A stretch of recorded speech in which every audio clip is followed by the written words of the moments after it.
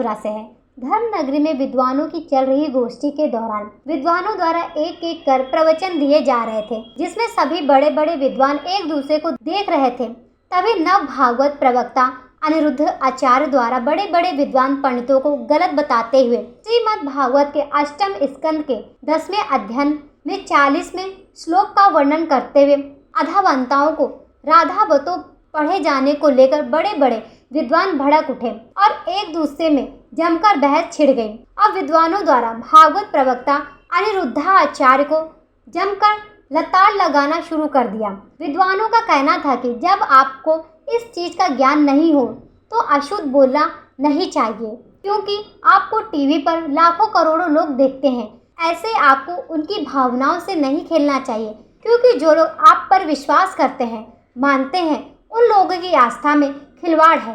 बाकी ब्रज के संतों द्वारा वीडियो वायरल होते देख रोष व्याप्त हो गया है। वहीं संत द्वारा इसका विरोध व्यक्त किया गया है। संत फूलडोल दास जी महाराज ने कहा कि जब आपको ज्ञान नहीं है, पहले अपने गुरु से ठीक से ज्ञान प्राप्त करो। ऐसे बिना ज्ञान के व्यास गद्दी पर बैठकर लोगों की आस्था से खिलवाड़ नहीं करना चाहिए। इससे धर्म के प्रति लोगों को विश्वास उड़ जाता है। यह नव भागवत प्रवक्ता सिर्फ अपनी दुकान चलाने के लिए लोगों को भ्रमित किया जा रहा है। ऐसे लोग भगवान को व्यापार बनाकर सिर्फ अपनी दुकान चला रहे हैं और लोगों को भ्रमित कर पैसे कमाने में जुटे हैं। ये चैनलों पर आते हैं। भाव जगत में हम कुछ भी कहें, लेकिन जब हम ये कहते हैं ये शब्द में लिखा है, तो वहां पर शब्द और अर्थ का संयोग, क्योंकि गिरा अर्थ जल शब्द बोध्यो व्यनक्त्यर्था शब्दोप्यर्थांतराश्रय एकत्व व्यंजकत्वे तद अन्यस्य सहकारिता। ऐसा हो ही नहीं सकता कि कोई अर्थ प्रकट हो और उसके मूल में शब्द न हो। वहां संधि है, मतलब आयुधों से युक्त होकर मैंने गदा तलवार तीर लेकर के वो राक्षस आधावन का दौड़े मारने के लिए। शुद्ध यही अर्थ है। किसी अभिधा से, किसी लक्षणा से, लक्षणा तब होती है जब मुख्यार्थ का बाद हो। मुख्यार्थ का बाद हो ही नहीं सकता। सीधा स्वामी बता दें, विश्वनाथ चक्रवर्ती बता दें, अनुचार प्रकाश का बता दे, चूणिकाकार बता दे, और छोड़िए उन बातों को। आपके गुरु जी के पिताजी ने भी टीका लिखी है, उसी पुस्तक को अभी मंगाया जाए। अगर उसमें राधा शब्द हो, मैं मुंह नहीं दिखाऊंगा। ऐसा हो ही नहीं सकता। अर्थ का अनर्थ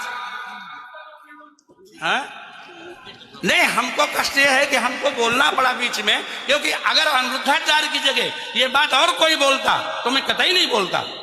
देखिए, अनिरुद्धाचार्य जी इस समय टीवी पर छाए हुए हैं, लाखों लोग इनको सुन रहे हैं।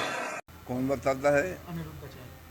अनिरुद्ध मूर्खों का मूर्खों का मूर्खों का मूर्खों का मूर्ख है। उल्लू के पट्टा को पूछो आँख है कि नहीं।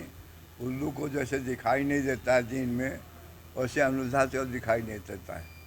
इसमें साफ भागवत में लिखा, श्लोक में यह श्लोक है, आप लोग देख रहे हैं। श्लोक में लिखा कबंध है।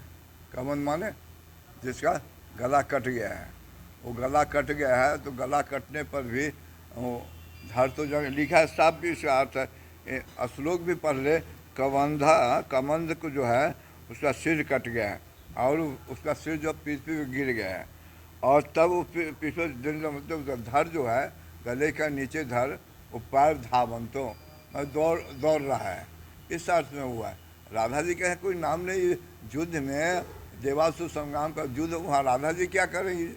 राधा जी तो राधा श्याम से प्रिय है, प्रियार्थम। इसे भगवान ने दसम स्कंद के प्रथम अध्याय में माया से कह रही है, योग माया से तुम जा पृथ्वी अवतार लो, मैं प्रियार्थम राधा जी के प्रिय करने कार्य करने के लिए अवतरित होगा। इसको इतना ज्ञान नहीं है, क्यों गिरिराज गुरु जी को बदनाम करता है?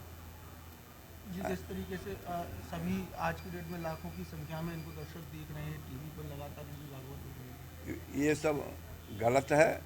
ये धर्म को वोट में पैसा कमा रहे हैं, जनता सुने गुमराह हो रहा है। जनता, अभी मैं कुछ दिन पहले भी देखा था, इन्होंने कोई इससे प्रश्न किया था जो प्याज क्यों नहीं खाना चाहिए, तो बाघमवी वाला महात्मा उन्होंने कहा जो गंदा टट्टी से पाया इसलिए प्याज नहीं। इनसे पूछा गया तो प्याज क्यों नहीं, इन्होंने कहा देवासुर संग्राम हुआ तो राहु केतु का गला कट गया था, उससे पैदा हो। इसलिए नहीं कहा अरे तुम तो ज्ञान रखो।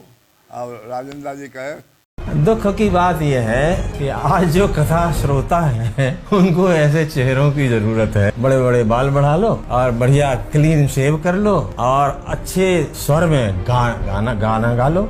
हर दिल जो प्यार करेगा वो गाना गाएगा, दीवाना सैकड़ों में पहचाना जाएगा।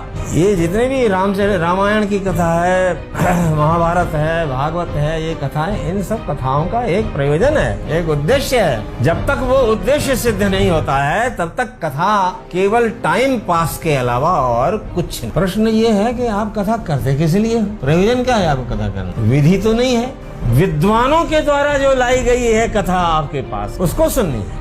अपने कानों को ऐसी कथा के सुनने में लगाइए जो कथा कोई विद्वान कह रहा। इसका मतलब क्या हुआ? कथा कहने का अधिकारी विद्वान होता है। विद्वान कौन होता है? अरे भाई, विद्वान माने जिसने षडंग वेद का अध्ययन किया हो वो विद्वान है। और प्रधानंच षट्सु अंगेषु व्याकरणम, वेद के 6 अंगों में प्रधान है वो व्याकरण है। अगर आपने व्याकरण नहीं पढ़ा महाराज, आप कथा के द्वारा जनता को क्या सुनाएंगे, क्या देंगे उसको? केवल कथा का मतलब इतना ही नहीं होता है वो फलाना राजा पैदा हुआ, वहाँ उसने ये किया, वहाँ उसने उस रानी से शादी की, वहाँ उसने लड़ाई की, और फिर वो। मथुरा से अमित शर्मा की रिपोर्ट, जन कल्याण न्यूज।